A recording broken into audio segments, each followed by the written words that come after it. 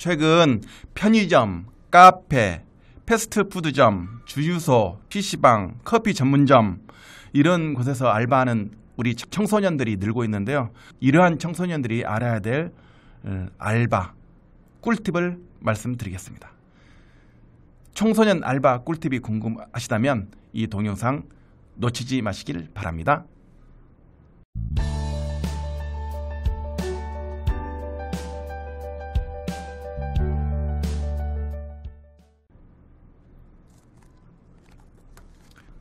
청소년 알바가 알아야 될 꿀팁 5가지입니다.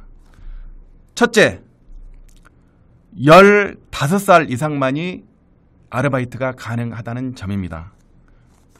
근로 가능 연령에서 노동법에서는 18세 이상으로 규정을 해놓고 있습니다. 그렇지만 15세부터 18세 이하는 부모의 동의가 있으면 아르바이트가 가능하거든요. 그래서 예를 들면 내가 고등학교 1학년 16살이다. 아르바이트 할 수 있느냐? 아르바이트 할 수 있습니다. 다만 부모의 동의가 있어야 합니다. 14살 아르바이트 할 수 없습니다. 아르바이트 하실 때는 적어도 15살 이상이어야 됩니다.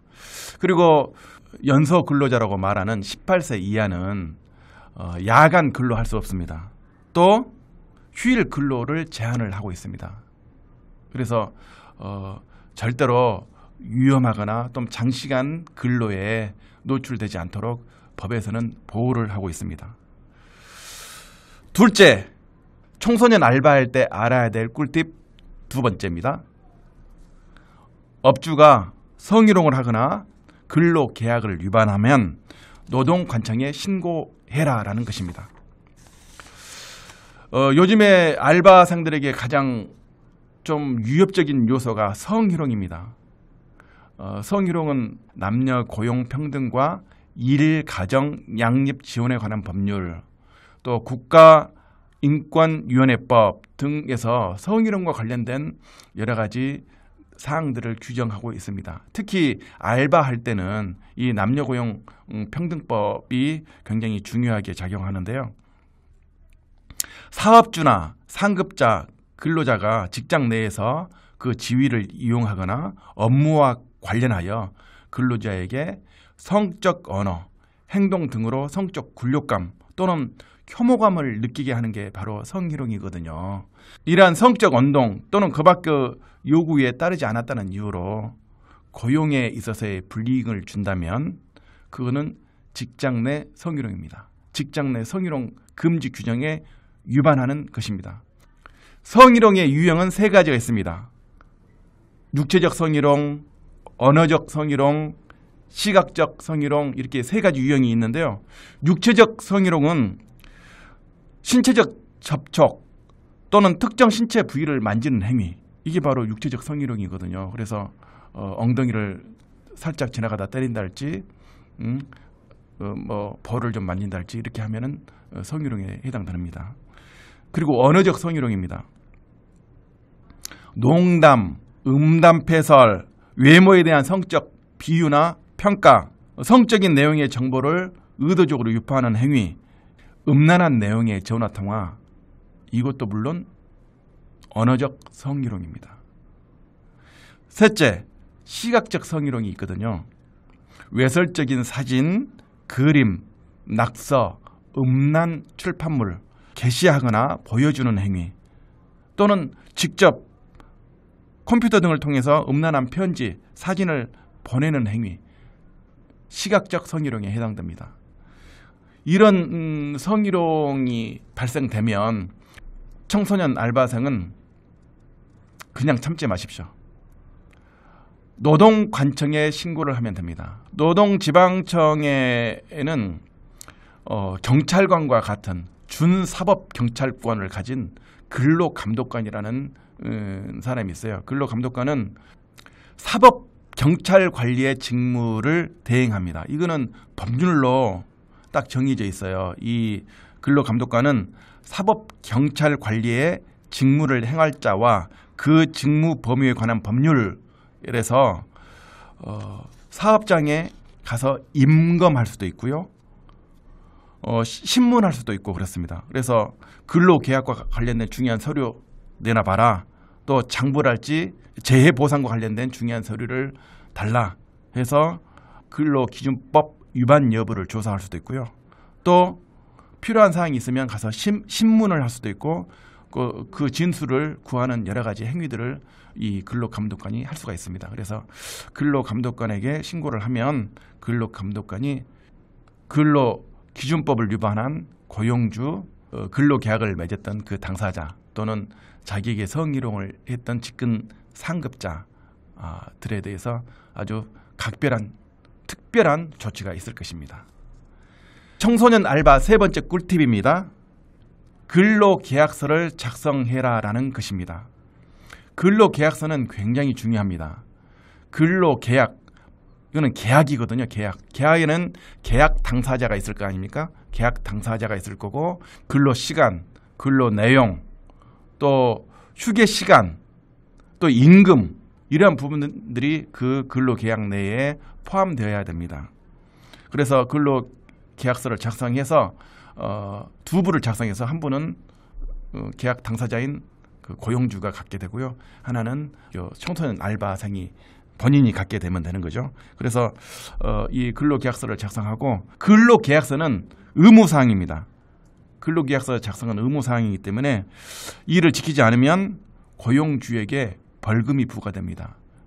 그래서 만약에 알바를 하러 갔는데 근로계약서를 쓰지 않는다 하면 살짝 벌금을 부과할 수도 있다던데요. 이렇게 살짝 말을 흘리면 고용주가 뜨끔할 수도 있을 것입니다. 그래서 근로계약서를 작성하시고요. 보통은 알바생이 하고 있는 그러한 그 알바 장소에 사업자 등록증 같은 거를 게시를 하거든요. 그러면 휴대폰으로 사진 촬영을 해놓은 것도 만일의 경우에 대비해서 좋을 듯 합니다.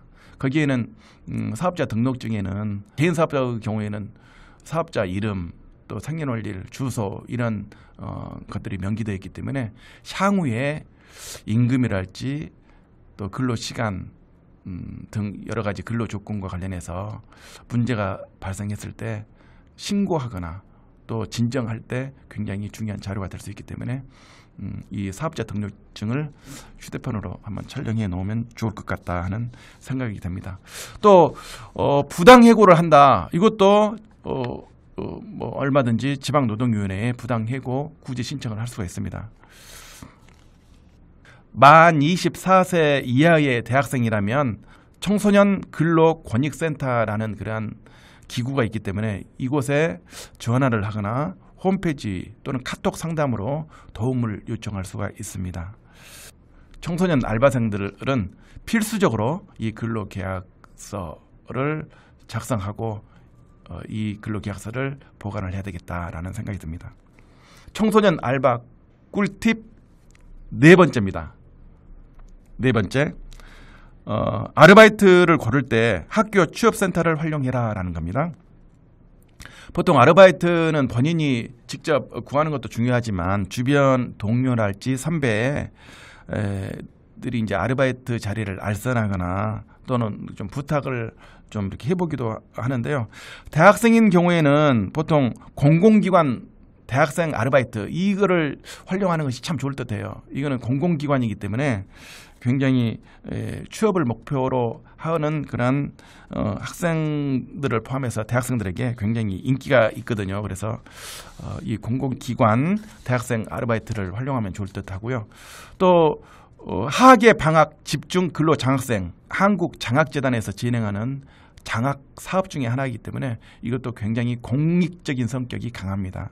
직업 체험을 통해서 취업 역량을 키울 수 있다는 장점이 있기 때문에 한국장학재단에서 운영하는 방학 집중 근로 프로그램 이거를 한번 이용하는 게 좋을 듯 하고요. 일반 청소년의 경우에는 고용노동부에서 운영하는 몇 개의 취업 알선 사이트가 있습니다. 그런 사이트를 이용하는 게 좋고요.